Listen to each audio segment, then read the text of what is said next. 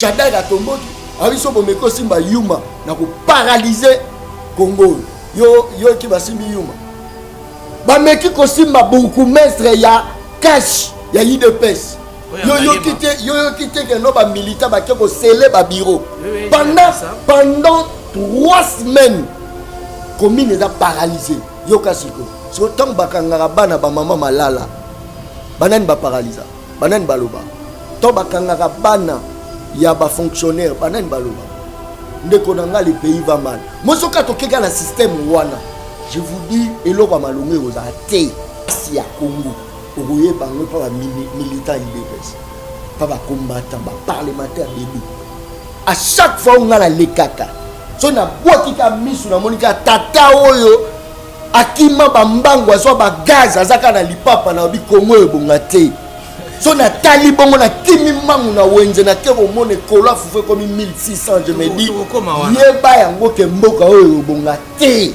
so ki tomeki kolandela ba renommé ya ba femme tozala bango mbele ba mama oyo ba selemba wana bazo souffrir na tracasserie ex première dame mais boyo kasko ba action na bango bakundaka bibembe ya ba comédien artiste comédien ya ba musicien mais tout na bango sko sango ya bato ba bukeli bango ba mesala bazalo banani bayaki ata mama moko ta yaki wana eza ba spectacle au memi groupe batutu bagali groupe pona nino koma populaire pona nini o changer identité John yo za mopandi sango bapandi sango mingi babanda démarche wana ndenge yozolo baboye population atinda bango na hémicycle lelo babila na bango pe eza à plaindre.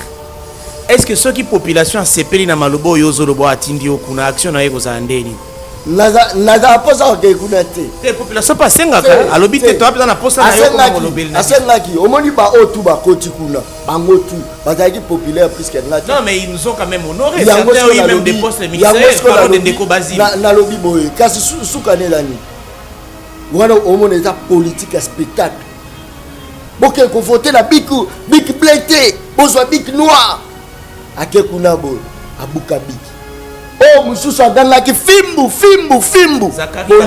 politique à spectacle ako senga pardon yo ka iteka senga population pardon mais nga bisa yo senga pardon si o ba mbongo yo liaki wana ba salaire na yo wana il faut poser la bango ngo on apprécie quand même pour être de Eliezer Tambwe nani wana de Eliezer non na lobby il est resté proche de la population il continue à défendre le peuple azaprojeté. Mais tout à l'heure, il y a un activiste pro-démocratie a déclaré dans plateau que s'il y a un député national qui va soutenir les actions démocratiques, il journaliste investigation na biso bato ba approche. Oui, ba député tout bato yiki moko ta approche. Ah ba invalida ki bango ba ke bangunge sui bango kuna oyo ka konte na cour balala na ba misusu badama ba madeso lala pona nini pona poste tant ba kufa na beni banani bakenda ocha pression tant insécurité za banani ba tuna nga minito Martin Fayulu azana Martin Fayulu azana États-Unis a osesa ba conférence na droit d'entrée 200 €. Population reçoit combien na kati intérêt reto commission ya ba policier ya combien na kati yebisanga bo dévier lit là sur la moto yo ka des oppositions organisées marche uniquement pour télémer la tracasserie na ba wendi yo ka déjà que opposition c'est marche uniquement pour télémer parce que de l'estat des actes constitutionnels yo ka ngo déjà carburé match opposition abimi ndeko nanga il problème les a laissé à les à la régime c'est parce que tous à l'opposition mais a faible ma papa malala le système n'a pouvoir menacer l'opposition en utilisant des armes, gaz lacrymogènes, etc. Étant donné que c'est ça maintenant le problème. Place il y a des opposants. Ceux qui sont dans le cimetière étaient à la prison. Il y a des opposants, il y a des opposants. Mutualité, misunga, yomoko misunga. tokate mutilinga la tezake yo moko misunga nga deja na sadere nela sabu na koki na nga Turquie Suède nga na Suède mame na salefo na kamaladi na bela kaponga na sina sadere la pétrolière Grâce Mandela.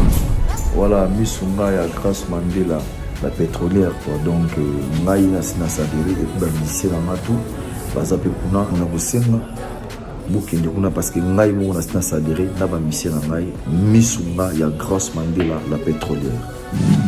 Misunga ezali mutuelle na biso ya santé. Ngai moko na ba lycée na nga toza déjà na kati ya misunga ekopesa yo soin en cas de problème na mboka so pe sengi bima libanda et bimisi kaka. Misunga ya mama Grâce Mandela. Allô ngaya wa santé eza misunga Hey, okatelinga lingala pour na santé mwana. Mon fils, pour ma santé misunga okatelinga lingala. Bandeko misunga ezali kokatela mutulingala te, ezali mutuelle de santé oyo epesameli na batu nyonso, employé to non employé. Mutu nyonso oyo akoki kaka kocontribuer na mbongo mukie na fin du mois po ete mokolo akobela misunga ezwa soin na ye na bahopito nyonso ya minene ya République démocratique du Congo.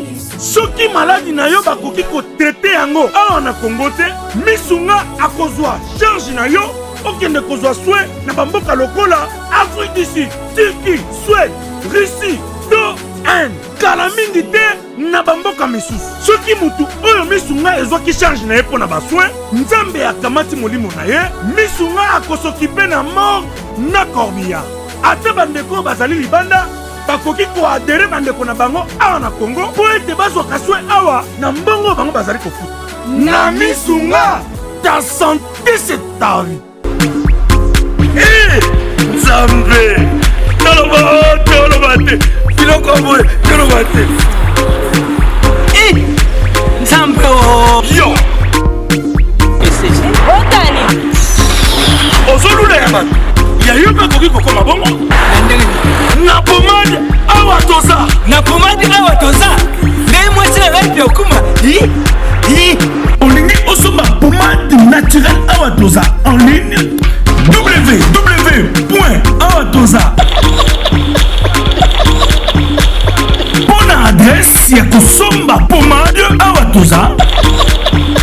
Pomade awatoza esalami na bana mboka ba congolais na banzete ya mboka Congo. Bokeba na pirate mpona kovindisa bamole mipende nsima mpe tolo. somba gamme ya pomade awatoza mase yango na baparti oyo olingi evimba nsima ya 3 mois osu résultat. Salut. La pommade awatoza mwasi na ngai pakomi nango kibokoni na pommade awatoza. Bishima, bien-aimé dans le Seigneur, le prophète Ézéchiel, l'homme de Bishima, Tobaki Selakaye, Mutumu Kwabu, Aye, Bana Congo Kinshasa, Bana France, Bana États-Unis, Bana Allemagne, Bana Canada, Bana Belgique, Bana Nzambe Nyonso dans le monde entier. Voici le prophète Ézéchiel, l'homme de Bishima. Benga Yaya, Benga Papa, vous êtes malade, vous belaka. Cirrhose de foie, cancer de l'estomac, cancer de matrice, cancer de cerveau, cancer de sein, épilepsie, diabète, rhumatisme, impuissance sexuelle, hémorroïdes, VIH/SIDA, hépatite B, faiblesse sexuelle, mobali akimayo, mwasi akimayo, apesayo 500 mètres. Hey! Olingo komisa mwasi love kilau, papa love kilau. Benga le prophète de Bishima, l'homme des surnaturels. Plus 243 81 61 96 772. Nalobi 00243 81 61 96 772. Benga asakola pona yo, apesa yo solution na problème na yo dans le nom du Seigneur Jésus-Christ. Bishima. Une fois de plus, bienvenue na programme ya Instant Congo awana Elengia Congo Télévision, na Bokasi a très simbelenga pro, pe ya Glody Diasuka, la mignonne, ya Bino Benz Bonakawa, suprême Obo Sengaki. Il est ici présent, toujours moi na Moussa na Bino, pour na koyamba message na Bino, pe koyambe la Bino bateau, boza na posa ya Koyoka. Makami baleka to senga Bino, bo s'abonner très massivement et puis bo continuer ko benga biso, pour pesa biso bitinda na Bino, nous allons l'exécuter. Cette fois-ci, toyambi moto mususu ya Malonga. Il s'agit de M. John Kabamba. Kombo wana certainement boyoka na monde ya média, précisément dans une chaîne sœur, il y a Canal Mercure, où il y a présenté l'émission Le Peuple Parle. Aujourd'hui, il ne sera pas journaliste ou présentateur, il y a émission naïe. Aujourd'hui, c'est notre invité, c'est avec lui que nous allons décortiquer l'actualité politique de notre pays. Bonjour et bienvenue, M. John Kabamba. Merci beaucoup, Mbote Nayo, Mbote la bande de cognon, surtout dans le de partout. Na présenté, mais na senti que Nazaré est un peu profane. Il y a eu un mot à la complet, hein? Parle de toi au peuple qui nous suit. Bon, en fait, le plus important, c'est Batoubaye Banga. Le plus important, c'est Batoubaye Oka Onga la Koloba. Parce que, tu sais, les lots, la Katia Mboka, la Bisso, ceux qui pour la Komilobe, la même Mboka et Bonga. Parce que je comme tout le monde a connu Bissayo, nous avons 10 diplômes. On va passer à l'Assemblée provinciale et Mélier. Nous avons 19 diplômes. Mais on peut essayer ministère et Mélier. Alors, le plus important, c'est tout le Congo, tout le monde sauver les millimos et les bateaux qui ont le coronavirus. Kokonyangi est le plus grand géologue congolais. Il a déclaré plusieurs fois sur des plateaux de télévision. Il a géré un ministère, je crois que c'est le ministère de l'urbanisme et habitat, mais il a été compétent quand même. En tout cas, au moni pour émission, ils ont bien. Tout le temps, il y a au moni, ceux qui ont mis la bakombo, ils ont référence. Ils ont bateau, bomi mboka. So moni mboko ekufe za pour la bakombo bateau bino bokanti roi baza ba professeur. Parce que ce mboko qui faut ebonga réellement na bakombo bateau mais les bonga parce que mututu le kaka na kombo ya peuple. Mututu zo le kala kombo ya peuple. Mais ce que ça y que ba le kaka la kombo ya peuple puis ba mema solution be Congo ebonga. Kotangela nga koko nyangi te parce que koko nyangi azaka ndenge moko na bateau ya banyamurenge. Je comprends donc qu'il y a une émission directe parce que les losos qui sont au moins à Yibi, là, beaucoup kangaé, beaucoup filmé, mais ce ministre à Yibi, Oyambaya, excellence, Robert Elaema, beaucoup à que Yem ou à Tumbi, Milimo, Batu combien. Donc, épargner la Yibi, Sotoza, bateau, Toye, pour la vérité, bateau, Toza sans complexe. Bateau sur les lots moni majorité bateau bazo kambeza bateau baleka ba plateau na biso avec preuve à l'appui mais baganga la komba population mais tout monde lo ka malonga te ya population John Kabamba pona yo élite to longola yango du côté ya bateau bazana ba diplôme élite face à la ligne. Imaginez-vous mutu oazo mibenga professeur mutu oazo benga yenda zana boanya bapesi ministère ayibi à quoi ici ministère mais bazui un porteur un analphabète bamemisie saki mobimba ya mbongo babi kende ko déposer ngo ake a déposer amemi ba milliard ake a déposer a suka lango pese 1000 francs na professeur à université babi c'est gérer entreprise a misombeli ba immeuble mais en ministère ezako futela babi c'est gérer ministère. Ministère des Anglais, même bâtiment, mais il y a entre les deux. Qu'est-ce que nous devons faire en République démocratique du Congo pour que la pratique aux fustigés awa et s'arrêter? Tu as une idée? Le problème est d'aller dans la méritocratie. On dit tant que na kati ya mboka na biso. Baobanda kocha bache mutu ministre mais ministre azolata na polo ya parti politique na ye akobundela parti politique akotira akobundela intérêt général te tant bakocha bourgmestre ye moko azotanga azoyemba koma Sankara Dekuta ya mutu achaki ye bango ka travailler pour l'intérêt ya mutu on travaille pour l'intérêt de la population ne biloko biso toujours vivre à au moins na kati ya Congo toujours souffrir un problème moko. Et ça, il y a un manque d'hommes. Tout ça, un problème, un manque d'hommes. Au senti que les Français ont réfléchi dans Chilouba.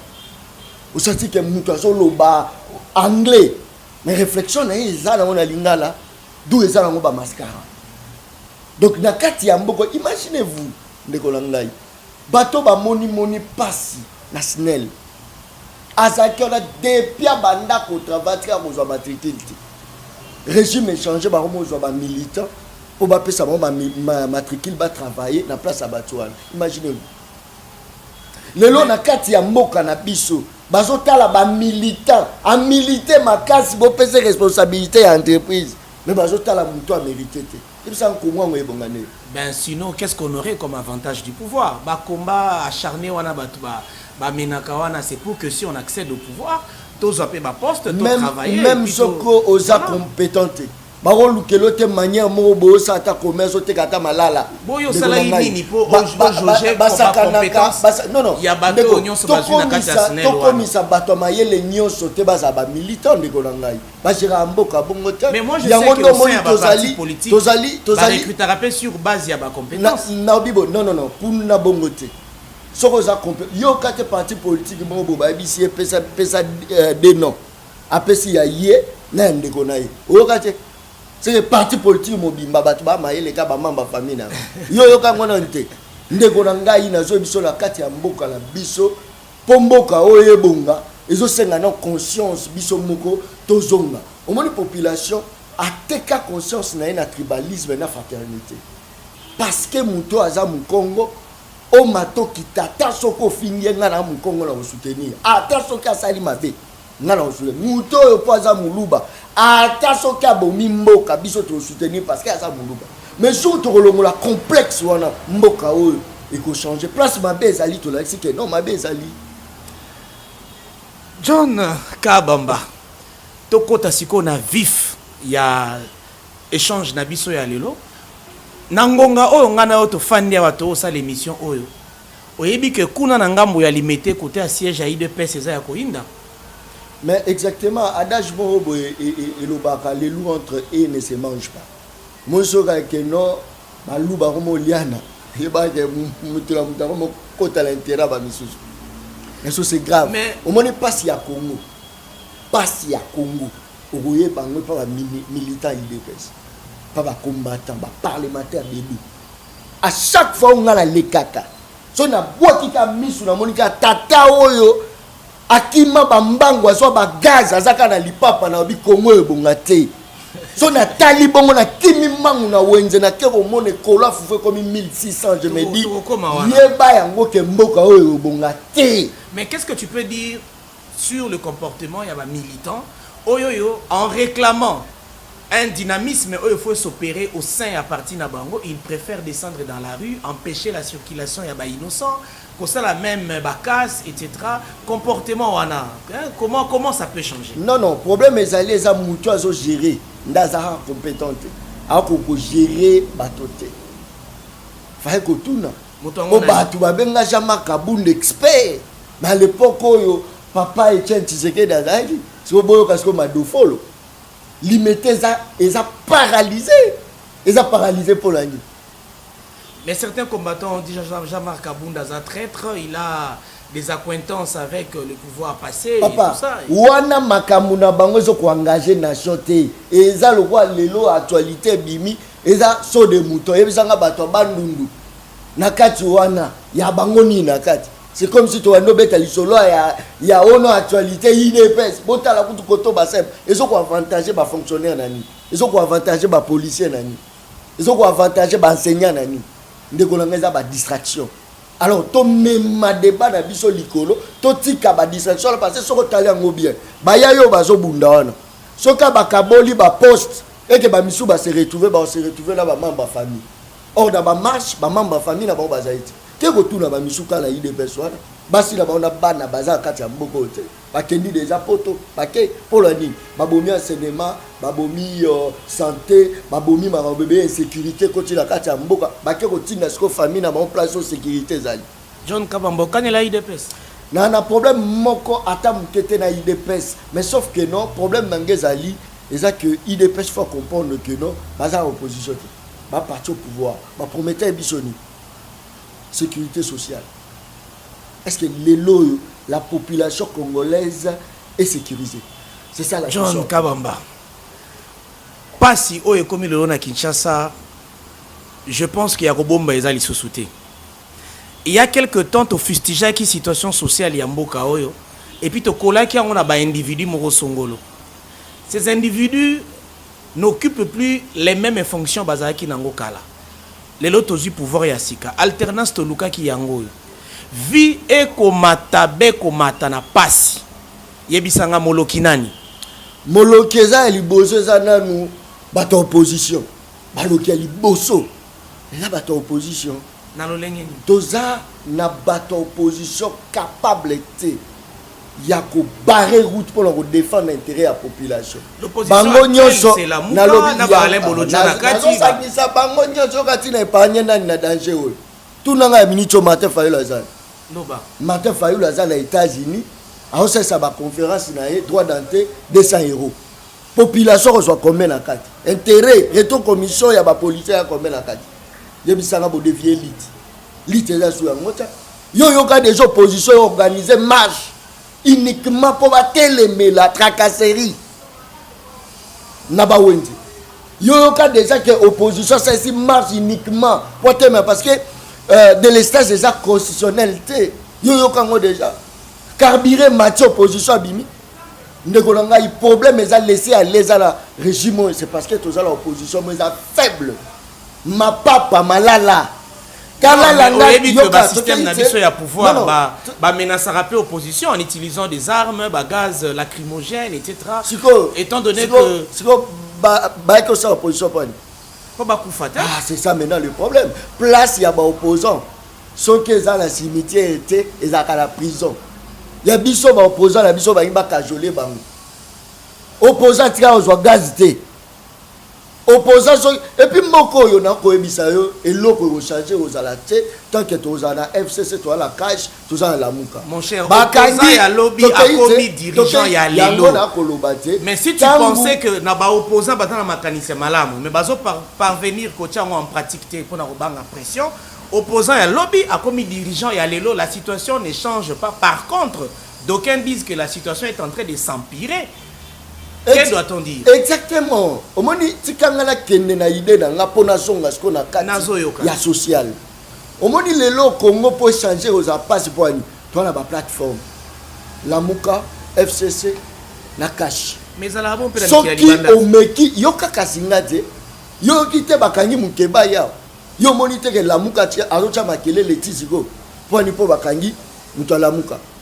Ba meki ko simba yuma awa ba simbi yuma. Yo kite que non Shaddai a tomboki abiso bomeko simba yuma na ko paralyser Congo yo ki basimbi yuma ba meki ko simba beaucoup mestre ya cash ya IDPS yo kite que non ba militaire ba ko sceller ba bureau pendant 3 semaines commune est paralysée yo kasiko so tant bakanga bana ba mama malala banani ba paralyser banani baloba to bakangaka bana ya ba fonctionnaire banani baloba ndeko nanga le pays va mal mosoka tokeka na système wana je vous dis eloko malonge ozate mokonza mboka ozali banda mboka lobi bic rouge je vais déboulonner pesi panique asongi koto alobi a ofriner na passé te ndeko grave makalo babongisi wana babongisi bana imaginez-vous chose claire bosali programme à 100 jours batu bazo ko accuser Kamere na dossier ya 15 millions ata justice abengisi te pour ko yoka ka son ya batu na matele la batu ba mo kanga banani ba DG ndeko longa siko yebisa ngo luka évolution na mboka ya bongo ndenge ni lelo ba mekaka ko simba ka Kamere Congo eza paralysé ien ça za la balabala ba vérité ko bima yebisa ngo muno mtazo bango so justice ameko interpréter attention so ba meka ko tanga kaka kinga 4 au monde ba militaire IDPS ba bito ke kinga 4 au kilobi président de la République aye alobi je veux pas bo créer rupture entre FCC la cash ndeko langa sko yebisa ngai yango moni désordre yikitala na kati ya mboko désordre terrible Bemba pe na point na koto wele la pe qui porte parole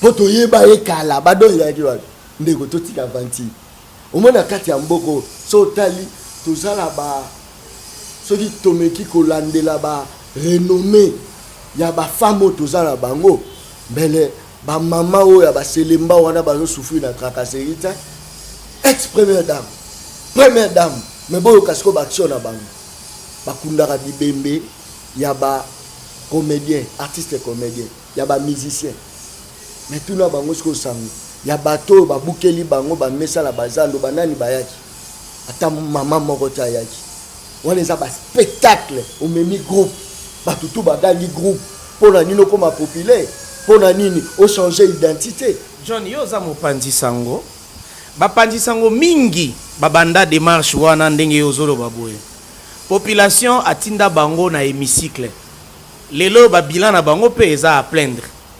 Est-ce que ceux qui population sepeli na malobo yo zolo bo atindi okuna action na yeko za ndeni naza posa ke kunate te population pas sengaka alobi te to apesa na posa na yo ko molobeli na asengaki omoni ba otu ba koti kuna bango tu bazaki populaire plus que ngati non mais ils nous ont quand même honoré certains ont eu même des postes ministériels parlons de Ndeko Bazili na lobi boye kasi sukane lani wana omoni eza politique à spectacle boke ko voter la big blété bozwa big noir ake kuna boye abuka big oh mususu agangaki fimbu politique à spectacle ayaki osenga pardon yokai teke asenga population pardon mais ngai biso yo senga pardon si o bambongo yo liaki wana ba salaire na yo wana ifai pozongisela bango ango mais on apprécie quand même la prouesse de Ndeko Eliezer Tambwe nani wana Ndeko Eliezer non na lobby il est resté proche de la population il continue à défendre le peuple et projeté. Mais tout à l'heure, il y a des activistes pro-démocratie qui déclarent dans plateau que s'il y a un député national, on va soutenir les actions démocratiques. Journaliste investigation, approche. On va député tout. Moko ta approche. Ah, bah, valida ki bango. Bango suis bango kuna. Oyoka konte na cour. Oui, tout le monde. Balala na ba misusu badama ba madeso lala. Pona nini pona poste. Tant ba kufa na beni. Banani bakenda o cha pression. Tant insécurité za banani ba che pression. Ndeko. Parlement za âme ya république. Lorsque nous la population nous avons mal voté, donc tous les lelo morote. Député mon côté. Alors ça peuple musala et l'autre et ça va spectacle est-ce que ngonga eza ngonga ya député qui t'a sur le terrain elle sabino à la cabine akiti la population bazo yembela et eza sur ngonga la teza ngonga to mona musala John Kabamba yo ki sangote ba député mi balé ba obunda o koto afinga mninga ka lati sapato tenga ma yo ka jangote o musa afinga mninga libundu yo ka jangote yebsa musalo ba imaginez-vous intellectuel avant d'avoter qui yo amono leke boswana débat ya mayele na parlement mais avant na parler na ina ba na yo sensibiliser bo que voter mutu songolo akibino bozo finga yo ka sorte ya ba député to za ngwa na kata ki ya spectacle yo ka kite bato yo uto tanga moko bando swana entra na sorta ba swana moko abise na ko nyata na mutu kana wa mukana yo ka ote bota ba débat na biswa mon côté atikali sa proposition bien ok en faveur à la population so les autres ont souffert bilo que so matana terrain to lo ba non ba député na ndem tuné ndé ba voter ba loi wana parce que problème dans il faut ba voter ba loi ba contrôler miyibi na gouvernement yebisanga ba interpeller déjà banai bango ne faut ba landa même entreprise publique que nous retard comment ba congolais ba souffrir na ba entreprise ba expatrié les lois yo ba expatrié ba bimisa ba député na bango. C'est que expatrié libanais bazar ba député la on a ba assemblée on a bazar ta ba 10 ya yemoko alors manier bango ndenga lingi ayebiso ba yebiso bo yebisanga soki libanais abimisi ba député na une assemblée ba oyokela ye to ba oyokela population. John Kabamba mituna eza biso biano ya bino to ke na lomango penza parce que TV ezangonga bino bat bozolanda biso bo s'abonner très massivement et puis bo continuer ko benga biso to kozanga te ko continuer ko sala bino musala oyo. John Kabamba, dis-moi, Kabila kendaki tebi budget etikala ki na mboka oyo, tu sais que derrière budget comme il y a 10 à 11 milliards, c'est 10 milliards je pense, 10 milliards de dollars Mais tu ne trouves pas que le train de vie des Congolais est qui a changé parce qu'on aura effectué plus de dépenses, on aura exécuté plus de projets parce que le volume budgétaire est s'accroître. Merci beaucoup. Au début, c'est que non, il y a comme si budget à combien sur la dépense. Quand tu as la dépense, c'est là que tu as un CNC, c'est là que tu as un nombre de députés. Na ba bisuso ba invalida ki wana l'état bangi banga bibo bando siéger te metto no futa bino kasitanga rate tous na combien de postes à l'époque les lots toi lango combien toi lango 65 plus premier ministre non yebisanga c'est que yemoko l'état na ba dépense na ye aozwa 90% dépense 10% population yebisanga eloko nini et au changer parce que yo lo bien mati mais lo ba pe ba dépense o mati te. Bobane ko condamner l'État qui a faible dans la politique et la mobilisation de recettes et tout ça. Mais l'État a décidé que bah on a retiré 15% ya IPR na ba salaire ya ba agent en fonction publique. Bino lisusuka la population congolaise bolobi l'État a salima be. Bolingara nini en fait. Non, c'est pas normal. Oh biso tozela été tous à crucifier. Imaginez-vous muto ba foutre $100 15% à tirer combien $100 on a foutre en francs. Alouaranda comme kolo lopango biso futanda $1. Snell régie des eaux. Na katona Snell pas au escroquer bat. Frère ya éclairage public ezali pendant que depuis toza la katakine na tia mon éclairage public. Imaginez-vous comment bozo crucifier la population. Population zelaki ndamona moyibi. Ministre ayibi mongo bakangi ye. Ba mando akofuta wana et permettre que non bijambo kapé. Mais bino biso tozo zela ma mususu mais to mona pe ma mususu. Imaginez-vous oza ngonga ya frais académique et lunga de 200 à 400 ndeko na ngai. Tous une population te. Ozali na mambo ebele pona mboka boye. Donc tant yo yamba batu na plateau na wana so rapena tenter donc ti ba répondre wana mona ka bazo kosa yo donc kande mataka. Ndeko omoni so lelo yo ba zwaka ba comme ça journaliste monene par rapport ba inviter c'est na monene koleka ba journaliste belé parce que bateau ba na pouvoir ngala yambi ba on a binisi ba ministre caméra plusieurs fois. C'est so ba comme ça ba tout donc tina so ba bonabi ba ngonyos. Bango tout. Au moins to ba do tout na ngai pour la ba député na décortiquer yo ndenge ba député na bazo ko plaider pour l'intérêt à population ti ba misu ba plaider pour l'intérêt ya ba libanais bazawana ba misu bazo plaider pour na ba belé so mona ba plaider pour na ba propre paix intérêt na bango mais ce côté na quatre intérêt à population mon côté exactement. John mais dis-moi regarde nous ont porté par rapport à collaboration lelo ya mboka na biso na ba institution à Bretton Woods. On cite par exemple la Banque mondiale, on cite le FMI. Il y a quelques temps, Bazala ils se soutaient, maintenant ils sont revenus. Et puis, tous les politiques, il y a des FACA officiellement, bongo, il y a des institutions pour la réalisation de projet Nabiso. Ndekolangai, nazo lo baboye, nazo répéter. Nazo la posa batuto ba olandanga ba comprendre. Tokoki jamais kolela biso RDC tolelaka kaka. Tozo kende ka kolela.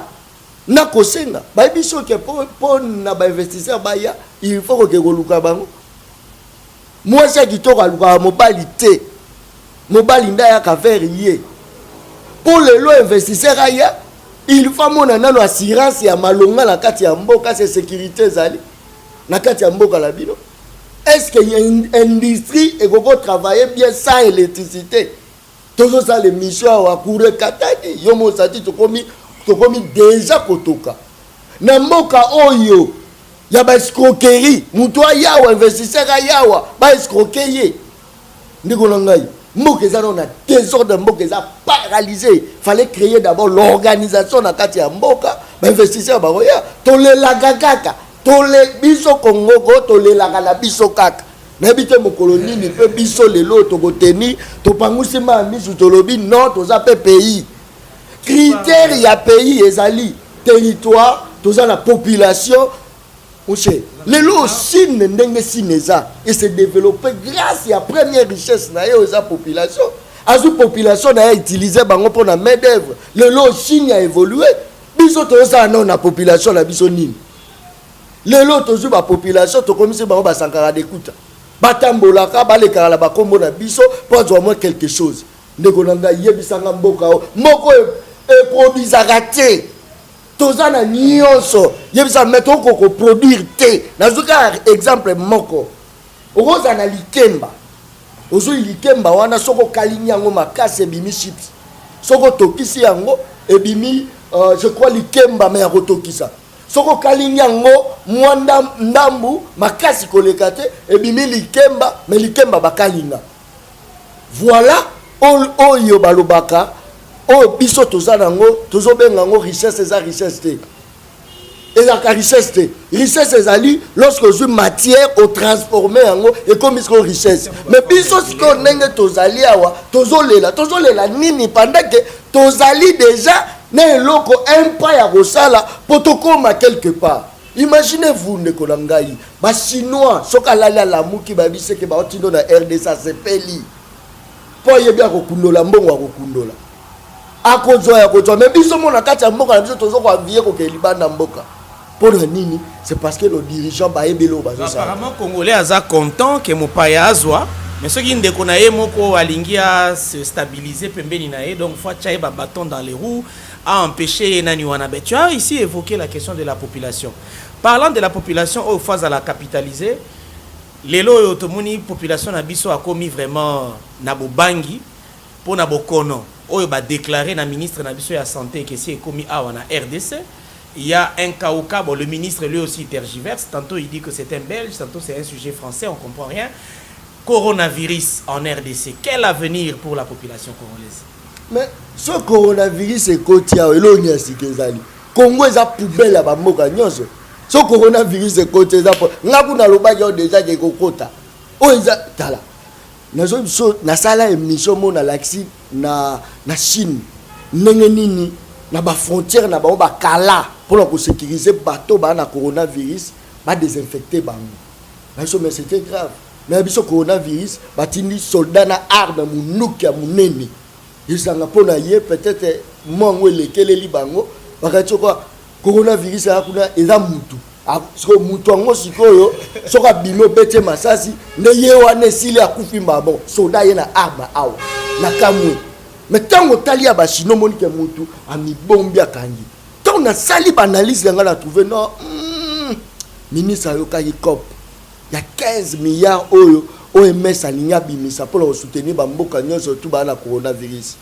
Je comprends ba créer shida pour nga coronavirus et na onte mais goya dès coronavirus ko uta la ngo kuna te po ya e bota makakawa nazo tala coronavirus a bota je vous dis la vérité au moni coronavirus e bota mawa ezo senga la ngo te no muto lunga kuna to belzaya au moni Congo ko ba bazo la ndebo kanto Congo te non tolingi Congo mais ko bato nde bazo diriger balingi nde Congo te. Imaginez-vous l'homme de Yumbi pour payer ses responsabilités à ville province à Kinshasa changement za bato comme Luka vome kimbuta keye parce que kimbuta poubelle publique na ya l'accès à population za ba caniveau ya yé ba poubelle fanda na caniveau o ya yé abimiso za na caniveau abimisa ngwa chango vome ata muto abombaki ke muto ya abimisi bosoto a chango mon cher soko yebite Congo ekomi na solo mususu RDC surtout kin ekomi na solo mususu soko ye na bandalo oyoka solo mususu solo pete on dirait baso pepa okei place mususu oke na monga fula okoyoka solo mususu oyoka onie solo libumo mutu donc partout côté chaque commune et la solo na ngo John ayi ko sexa ba téléspectateur te oyi ko pesa ba information non bokanisa tina solo babo so mo bike na so toka za énergie mutu zo bima pour on akisa batu que c'est grave ti batu bazoka bakadio bel Jordan non biso mona mboka la biso tokobota coronavirus awa. John Kabamba tokomi vraiment na suka ya émission na biso. Je sais qu'il y a d'autres questions oyo tunami na noté. Nous allons revenir plusieurs fois na plateau oyo pour na ko aborder ba question et surtout. Donc ce ne sera qu'une partie remise d'ailleurs plusieurs fois après la journée d'aujourd'hui. Pour na lelo toza na besoin opesa biso malobano asuka mais malobango asuka je vais orienter ça dans le sens ya roloba. Solution à Makambo, Nyon Soyo évoqué Awa, Eza exactement Nini. Vous répondez et puis vous donnez un numéro de contact na batunyo sa bazolanda parce que d'autres informations ba ko zongo pa na yo sans que baleka nécessairement par nous. John Kabamba. Je crois qu'il y a belé la lobby so muta landa ngobe au monde solution za kati. Mais pour moko échanger, il y a problème à peuple. Population ala capable ya kotambola makolo tinjili ko kene ko zo mutu. Mazana incapacité à réclamer mon droit na ye. Peuple, il est incapable. Abimata libanda réclamer lipa mati pour la nini. Mais soit qui sont un homme politique à Kemba. On a peuple. So que population ko comprendre que y est souverain. Ba ko manipuler té Congo boni. Ngana kanisa ile ko ko manipuler za kala Congo. Oh tina poto. Mutu lokola bokechu. Na ba intellectuel ba docteur en droit. Bazola na ba bokechu azolo. Bokechu atumbi drapeau intellectuel a sauté. Aobi leader ye wana. Mais bango de munde ba bisa biso ke la Congo toza maelete. Batangi bu makoma ba président o batanga te ba bazo diriger biso. Nous avons toute une émission à tourner avec toi autour de la CACA. Quelle diaspora nous devons avoir pour l'émergence de notre pays. Donc sujet à nous introduire et ça sujet émission au Torlobela vraiment diaspora. Congolais d'accord Congolais changer de. Attention yo qui sango qui a changé nationalité. Ba d'accord Congolais. Azo kubisa bokechu Alexandra ta certificat ya pamba. Mais moi vraiment docteur en droit bi pour la bokechu na kokufa. Ah pour la bokechu kokufa kasi boti ka pe ko critiquer batula biso bazanga ba diplôme. J'ai même appris bientôt va relancer opération je suis bokechu. Ah oui qui c'est quoi? Je suis bokechu. Ah exactement. Yemora métier en insécurité. Comment on ça lit na po tumba ba drapeau. C'est ça qui to changer république, to bimisi drapeau muso ko tumba lisusu. Voilà litini. Bande ko ngai je crois que Paul John Kabamba plus 243 81 24 82 861 plus 243 81 24 82 861. Je crois que Bitumbo to banda okala. Ozo mona oza baïonnette. So na bina la tsami Kongo na nyonso ba kotisa ba baïonnette. Biso to limba yango te. Yango ku dezo pesa biso kaneza ozo beta muto bane. Sozo beta ba nere zo pesa sukanda. Donc tikaye kaka. Donc so moni atombo ki yo devienzela. Ba tu lokwa biso to lokwa to bela bane. Donc soko yo ko tumbola ngai ko makane ko matesu makazi. Problème na biso sa conscience. Boya kala ba discours te. Tant aux y a pour le pouvoir, il y a un discours, il y a le bakenon dans le peuple. Mais tant aux yeux, comme une famille, moi, ça, ça doit être une marche. Merci John Kabamba. Bijou Mwanga nous suit depuis la Belgique. Fifi Moseka Wanga na mobile na Egi Wanga. Moi na bango exaucé mambasa bazona na pepi sombote na bino. Cette émission avait été assistée par Fanta Djamba Osako. Salutations à elle. Merci également à Christian Manza qui est derrière la caméra, réalisateur et à émission Oyo. Merci à Tracy Mbelenga Pro, Pena Glody Diasuka, la mignonne. Ainsi prend fin notre émission. On se voit au prochain numéro. Merci. Glody Diasuka, la mignonne. Hey, la mignonne. Tracy Mbelenga Pro. Tracy Mbelenga Pro. Kata.